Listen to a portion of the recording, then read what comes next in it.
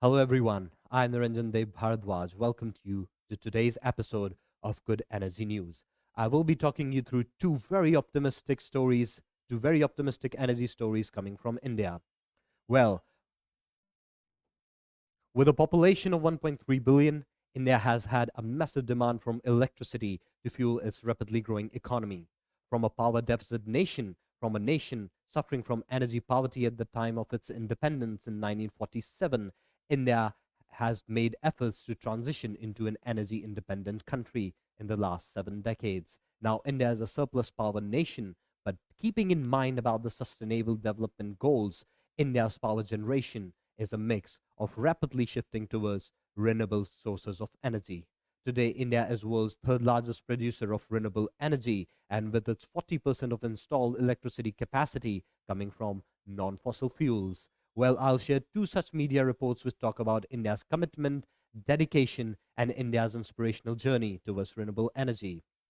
Now, the Business Today quotes Prime Minister Modi saying India's renewable energy capacity has increased to 290% in the last 7 and 8 years. This is what PM Modi said in presence of UN Secretary General Antonio Guterres. And he said India has a pledge to cut emissions to net zero by 2070.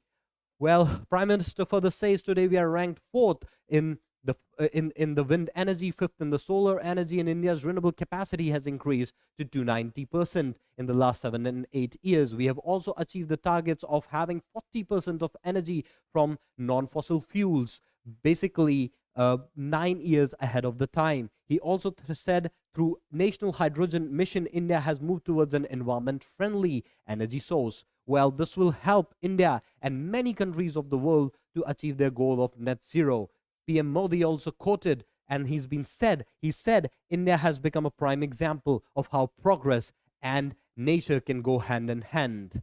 Well, Prime Minister Modi first said, he also highlighted the global campaign of One Sun, One World, and One Grid. And India wants to increase this partnership with the worlds for strengthening its resolve towards such goal. He further said, for tackling the menace of climate change, India has taken many initiatives to become to neutralize India's carbon footprint, and this will help to achieve India's target of net zero. And there is a scheme called as PLI scheme, for which the government has funded 19,500 crore rupees, which will be manufacturing the domestic solar modules. Not talking about the solar modules, I'll tell you a very optimistic story about how solar energy is changing the lives of people around in India. The Straits Times says India's first solar village lights up the life of poor people. This is located in Modhera, Gujarat, and I'll quote a resident, Mr. Keshabhai Prajapati, who was a potter, and he said basically to run the wheel, he used to pay $26 a month. He has no longer to pay such a money because solar energy has come to its rescue. Now, he further says that this village of Modhera has 6,500 residents belonging to the poor community of potters, wheelers, tailors, farmers, and shoemakers. And this village is being declared India's first solar power village, where the energy is run 24/7 by the help of solar power. Well, India is the third largest carbon dioxide emitter, but aims to halve its energy demand from the renewable sources such as solar and wind by 2030. He further, this report further says the project in Modhera is being financed by the federal government and the government of Gujarat, in which they have set up nearly 1,300 rooftop solar panels with a cost of nearly 10 million US dollars.